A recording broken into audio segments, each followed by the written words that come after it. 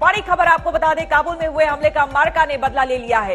अमेरिकी फौज ने ड्रोन स्ट्राइक कर आईएसआईएस को टारगेट किया है। अफगानिस्तान के नांगरहार जो वेस्टर्न एरिया है वहां पर बताया जा रहा है, नांगरहार का इलाका जहां पर आईएसआईएस का कैंप है, गढ़ है, वहां पर बाकायदा उसे टारगेट करके यह हमला किया गया है। महज काबुल हमले के 48 घंटे के अंदर अमेरिका ने बदला ले लिया है। आपको बता दें कि काबुल हमले में 13 अमेरिकी मरीन सैनिक जो हैं वो मारे गए थे, मरीन कमांडोज मारे गए थे, जिसके बाद जो बाइडेन ने साफ कर दिया था कि हम इस बात को भूलने वाले नहीं हैं और ना ही इस बात को हम एक्सेप्ट करने वाले हैं। हम चुन चुन कर यानी कि ढूंढ ढूंढ कर हम आपको निकालेंगे और यू हैव टू पे फॉर इट। उन्होंने साफ कहा था कि अब वो बदला लेकर रहेंगे। 26 अगस्त को आपको हम बता दें कि यह हमला हुआ महज 2 दिन बाद, यानी कि 48 घंटे के अंदर बताया जा रहा है कि यह हमला हुआ है। 180 से ज्यादा लोगों की काबुल में मौत हो गई थी और नांगरहार में अब आपको बताया कि जो साजिश करता था, क्योंकि अमेरिकी विदेश मंत्रालय की तरफ से जो बयान आया है उसमें बताया गया है कि जो मुख्य साजिशकर्ता तमाम जो वहां पर लोग थे जिन्होंने काबुल हमले को अंजाम दिया है, उन सभी को ध्वस्त कर दिया है अमेरिका ने। बदला ले लिया है अमेरिका ने साफ कर दिया था पहले भी। इनफैक्ट तालिबान को भी अमेरिका ने कहा था कि हमें सेफ पैसेज दो और अगर इस बीच हमारे सैनिकों को कोई भी नुकसान होगा तो उसका बदला लिया जाएगा। इस बीच तालिबान ने हालांकि पल्ला झाड़ लिया है। तालिबान ने तुरंत जैसे ही काबुल एयरपोर्ट पर यह हमला हुआ उसके बाद तालिबान ने साफ कर दिया था कि उनका इस हमले से कोई लेना देना नहीं है। लेकिन आईएसआईएस ने आईएसआईएस खुरासान जो है उसने जिम्मेदारी ली थी इस हमले की और उसके महज 48 घंटे बाद, क्योंकि जो बाइडेन जब सामने आए प्रेस कॉन्फ्रेंस में उन्होंने कहा कि मुझे बहुत हद तक पता है कि किसने इस हमले को अंजाम दिया है। उन्होंने आईएसआईएस का नाम भी लिया था और आपको बता दें कि ये आईएसआईएस खुरासान वही है जिसको एक समय में जिसकी कमर तोड़ दी थी अमेरिका ने कई हमलों से। गौरव सावंत हमारे संवाददाता हमारे साथ जुड़ गए हैं। गौरव, अब इस पूरे मामले पर, इस पूरी खबर पर और क्या कुछ नए इनपुट्स आ रहे हैं जरा वो बताइए। और साथ ही आपसे हम जानना चाहेंगे नांगरहार का ये इलाका जहां पर यह हमला हुआ है वो किस तरह का इलाका है, किस तरह का टेरेन है? श्वेता, पूर्वी अफगानिस्तान का ये इलाका है नंगरहार का, जहां पर अमेरिका ने एक ड्रोन स्ट्राइक किया है, यानी मानव रहित लड़ाकू विमान से बम गिराया है, जिसमें अमेरिका ने यह दावा किया है कि उन्होंने इस्लामिक स्टेट खुरासान आईएसआईएस के प्लानर को मार गिराया है। अभी नाम और डिटेल्स अमेरिका ने जाहिर नहीं की है। ये इलाका पूर्वी अफगानिस्तान का है, पाकिस्तान से बहुत निकट की ये सीमा है जहां पर इस्लामिक स्टेट या आईएसआईएस ऑपरेट कर रहा है। ये पठारी पहाड़ी इलाका है जो आगे चल के मैदानों में मिक्स करता है। तो ये स्पेयरली इनहैबिटेड, बहुत ज्यादा यहाँ पर जनसंख्या नहीं है लोगों की, उस तरह का इलाका है जहाँ अमेरिका ने वार किया है। एक बात मैं आपको और बता दूं कि 2017 में भी अमेरिका ने यहाँ पर बहुत बड़ा बम गिराया था, लगभग 10,000 किलोग्राम का बम, और अमेरिका लगातार आईएसआईएस के लड़ाकों को मारने का प्रयास करता भी रहा है।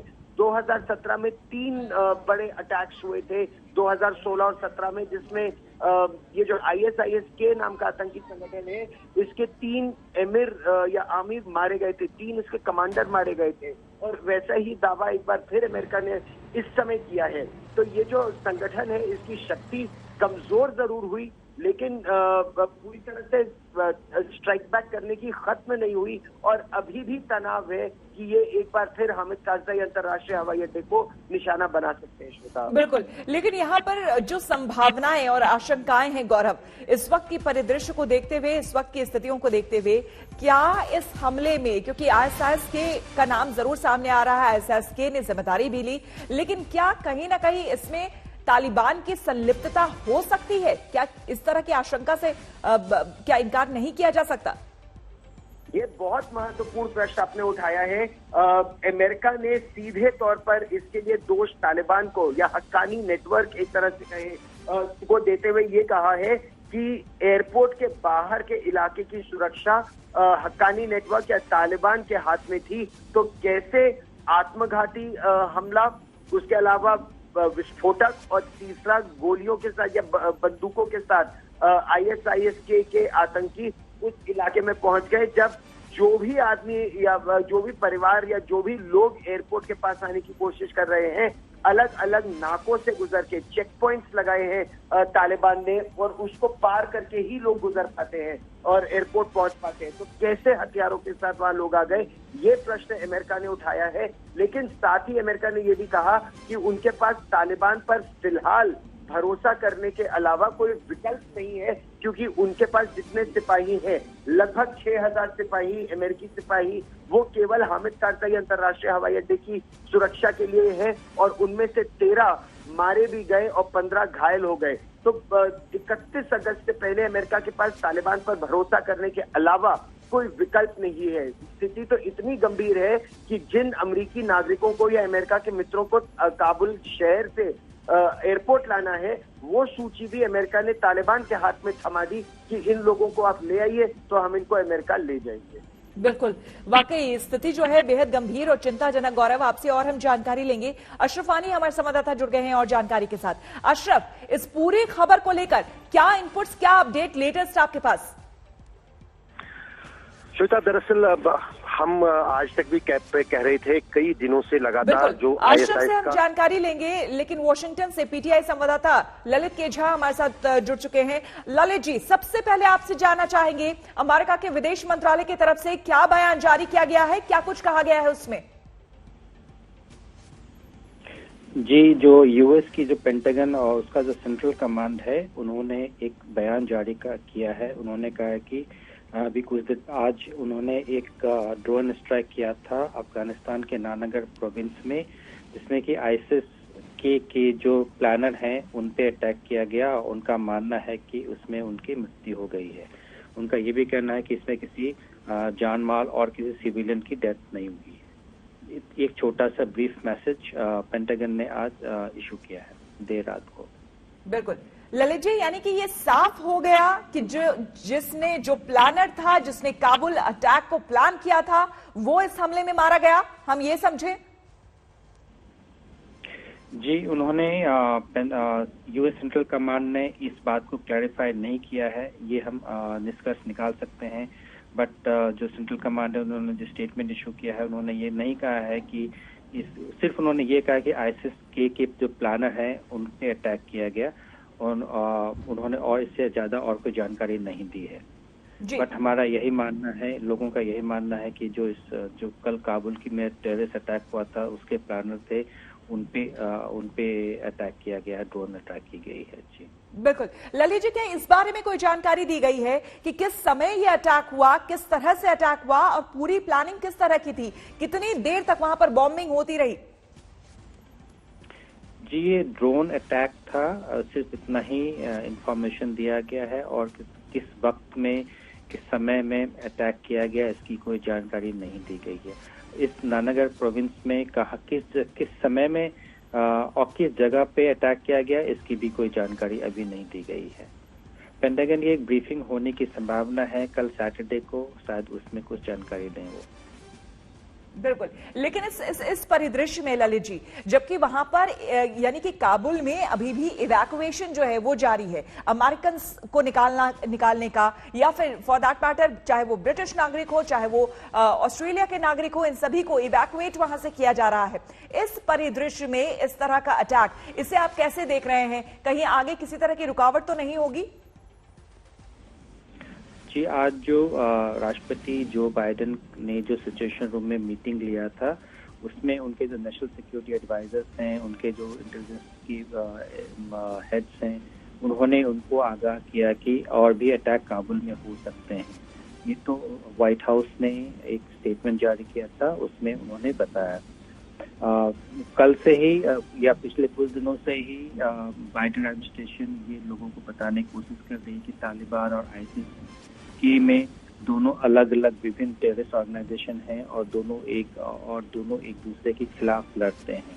जी लेकिन फिलहाल जो वहां पर स्टेटस है, जो इस वक्त जो वहां पर स्थिति है ललित जी, इसे समझना होगा क्योंकि 5 लेयर की खुद सुरक्षा व्यवस्था जो है वो अमेरिका की है काबुल एयरपोर्ट पर। उसके बाहर तालिबानी हक्कानी नेटवर्क वो सुरक्षा गार्ड कर रहे थे। और ऐसे में ये कैसे संभव है, क्योंकि कल जो खबरें सामने आई उसमें बताया गया जो आत्मघाती हमलावर था जिसने खुद को उड़ाया है इस हमले में, वो बेहद करीब कुछ मीटर की दूरी पर अमेरिकी सैनिकों के पहुंच गया था। उसके बाद उसने इस हमले को अंजाम दिया। तो इसमें तालिबान इन्वॉल्व नहीं है या फिर आईएसआईएस और तालिबान का कोई कनेक्शन नहीं है, इसे कैसे नकारा जा सकता है? जी, ये तो जो इन्वेस्टिगेटिंग एजेंसीज हैं या उस फील्ड के एक्सपर्ट्स हैं वही बता पाएंगे। बट जो बाहर से देखने को हम लोगों ने जो कवर किया है, आपने भी कवर की है, आपको भी पता होगा जो फुट सोल्जर्स हैं सब दोनों तालिबान में हो, आईसिस में हो, एलईटी में हो, अफगानिस्तान के अंदर है, पाकिस्तान के अंदर है, सब एक ही हैं। सब आपस में एक दूसरे में मिले हुए हैं। ये तो सिर्फ बाहर के लोगों को दिखाने के लिए है कि तालिबान और आईएसआईएस, एलईटी, हक्कानी नेटवर्क सब अलग अलग हैं। इसमें कोई भिन्नता, सब एक ही ग्रुप के हैं। सबका एक ही मकसद है आतंकवाद क्रिएट करना। लेकिन जब क्योंकि अभी तक जो हिस्ट्री रही है और जो हम देखते रहे हैं, एटलीस्ट तालिबान जो है वो टॉक पर विश्वास करता है, वो बातचीत पर विश्वास करता है। और तालिबान अमेरिका से बातचीत कर भी रहा था, सेफ पैसेज की बात हो भी गई थी। तो अगर हम इन्वॉल्वमेंट की बात माने तो फिर ये क्या था? आप एक बार और प्रश्न अपना बताएंगे? अगर आप जैसे ललित जी कह रहे हैं कि अगर कहने के लिए दुनिया के लिए ये अलग अलग नेटवर्क्स हैं, चाहे वो हक्कानी हो, तालिबान हो या फिर आईएसआईएस हो, लेकिन आप कह रहे हैं कि ये सभी एक है एक तरह से। तो अगर हम ये माने कि ये सभी एक ही तरफ से है, तो उसके बाद उस टॉक का क्या, उस बातचीत का क्या जो अमेरिका से तालिबान कर रहा था, जिसमें उसने साफ कहा था कि हम आपको सेफ पैसेज देंगे, आप अपने लोगों को ले जाइए यहां से? जी, आप देखेंगे आतंकवाद और आतंकवादी ऑर्गेनाइजेशंस की हिस्ट्री देखेंगे, वो टॉक तभी करते हैं मोस्टली 90% ऑफ द टाइम जो बात करते हैं जस्ट टू बाय टाइम्स, अपना समय लेने के लिए, अपने आप को रिग्रुप करने के लिए करते हैं। तालिबान भी एक टेररिस्ट ऑर्गेनाइजेशन है, एक बारबरिक ऑर्गेनाइजेशन है, और उसने जो अभी जो पिछले 1 सालों से बातचीत की है अपने आप को स्ट्रेंथन करने के लिए, अपना उस रूल वापस अफगानिस्तान में की पावर को कब्जा करने के लिए किया, और वो उसमें वो सक्सेसफुल भी रहे हैं। लेकिन इस वक्त तालिबान जो है वो ये चाह रहा है कि पूरी दुनिया में एक तरह से उसकी एक्सेप्टेबिलिटी हो। इस हमले के बाद आपको लगता है कि ऐसा कभी होगा? इसीलिए आप देखेंगे कि उन्होंने दो जो टेररिस्ट ऑर्गेनाइजेशंस हैं उनको अलग अलग सेपरेट करने की कोशिश की जा रही है। एक माहौल बनाने की कोशिश की जा रही है कि तालिबान अच्छे टेररिस्ट ऑर्गेनाइजेशंस हैं और उनका जो आतंकवाद जिन्होंने काबुल एयरपोर्ट पे किया है एक दूसरी ग्रुप है। इस तरह का माहौल बनाने की कोशिश की जा रही है जिससे कि तालिबान की एक नेशनल ग्लोबल लेवल पे एक्सेप्टेबिलिटी हो। You can say this is part of a larger agenda to give more eligibility or more recognition to Taliban. जी, बहुत बहुत शुक्रिया आपका ललित जी, हमसे ये तमाम जानकारी साझा करने के लिए। तो आपको बता दें कि अमेरिका से बड़ी खबर सामने आई है अफगानिस्तान से, जहां पर अमेरिका ने ड्रोन हमला किया है नांगरहार में।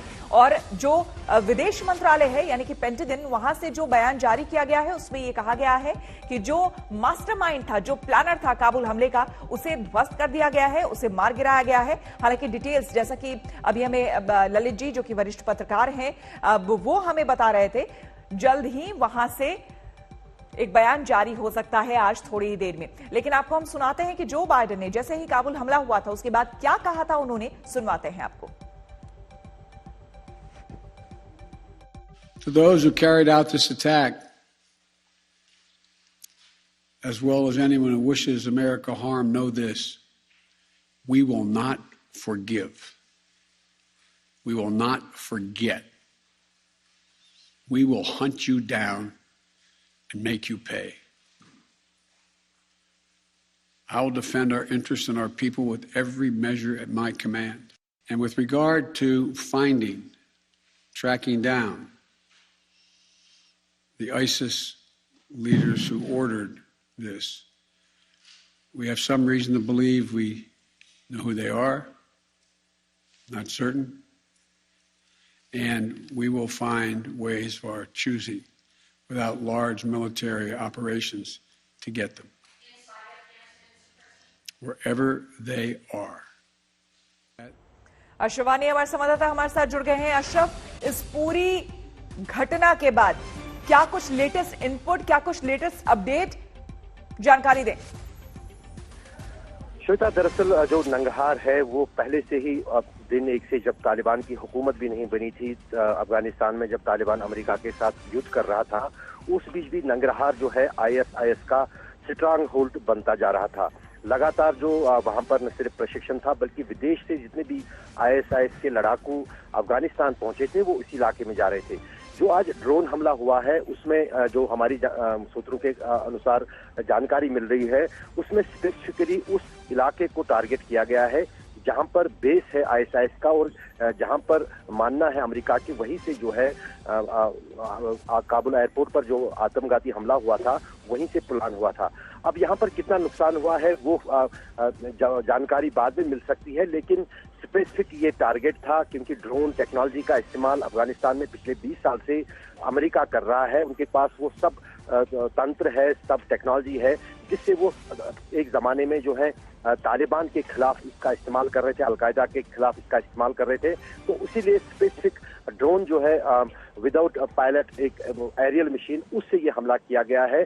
और जहां तक अमेरिका का मानना है, क्योंकि उनकी जो खुफिया जानकारी होती है काफी पुख्ता होती है, जो ISIS का नंगहार प्रोविंस का चीफ है और जिसने इस हमले को जो काबुल एयरपोर्ट पर हुआ था आत्मघाती हमला उसको प्लान किया था, उसकी मृत्यु हो सकती है। लेकिन ये तभी उसकी एविडेंस जब बाद में आई, क्योंकि पहाड़ी इलाका है पूरा नंगरहार, ऊंची ऊंची चोटियां हैं, वहां पर दूर दूर कोई बस्ती नहीं है, सिर्फ जो है ISIS का ठिकाना है और उनकी वहां पर ट्रेनिंग होती है।